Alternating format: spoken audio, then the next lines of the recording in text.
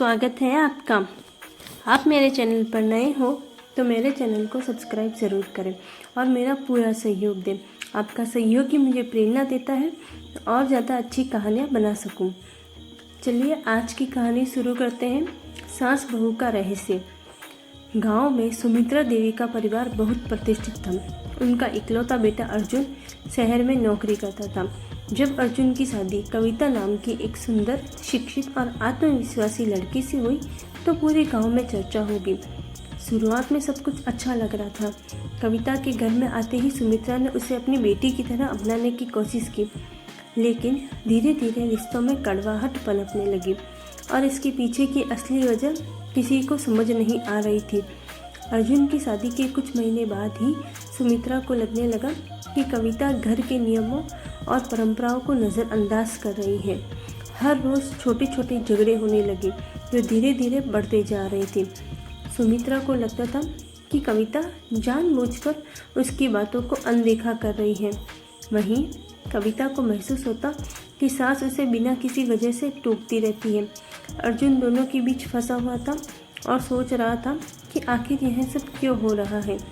अचानक घर में कुछ अजीब घटनाएं होने लगी। कभी सुमित्रा की चूड़ियाँ अपने आप टूट जाती, कभी रसोई में रखे बर्तन अचानक गिर जाते।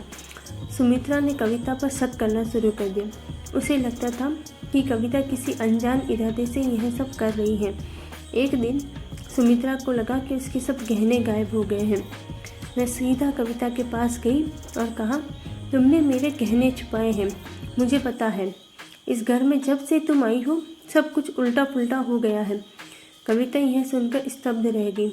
उसने कभी सोचा भी नहीं था कि सुमित्रा उस पर इस तरह का आरोप लगाएगी। वह गुस्से में बोली, माँ, आप मुझ पर झूठा इल्ज़ाम लगा रही हो। मैंने कुछ नहीं किया। मुझे नहीं पता आपके गहने कहाँ हैं। इन झगड़ों के बीच अर्जुन पूरी तरह से उलझ चुका था। एक तरफ उसकी माँ थी जिसे उसने पाला था, दूसरी तरफ उसकी पत्नी थी जिससे वह बेहद प्यार करता था। उसे यकीन नहीं हो रहा था कि आखिर घर में हो क्या रहा है। अर्जुन ने कई बार दोनों को समझाने की कोशिश की, लेकिन हर बार वह नाकाम रहा। घर का माहौल दिन ब दिन बिगड़ता जा रहा था। एक रात जब अर्जुन घर लौटा तो उसने देखा कि उसकी माँ और पत्नी दोनों एक दूसरे से बात भी नहीं कर रही। तनाव अब इस कदर बढ़ चुका था कि दोनों अलग अलग कमरों में रहने लगी थी। अर्जुन ने सोचा, अगर मैंने कुछ नहीं किया तो मेरा परिवार टूट जाएगा। एक दिन सुमित्रा ने फैसला किया कि वह कविता को घर से निकाल देगी। उसने अर्जुन से कहा, या तो इस घर में बह जाएगी या मैं, तुम फैसला कर लो।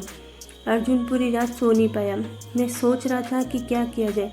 तभी अचानक उसे कुछ ऐसा पता चला जिससे उसके पैरों तले जमीन खिसक गई। अर्जुन ने रात को जब घर के आंगन में एक हल्की सी आवाज़ सुनी तो वह चौंक गया। वह धीरे धीरे उस आवाज़ के पीछे गया। जब उसने दरवाज़ा खोला तो देखा कि एक अजनबी आदमी घर के अंदर चोरी करने की कोशिश कर रहा था। अर्जुन ने उसे पकड़ लिया और पुलिस को बुलाया।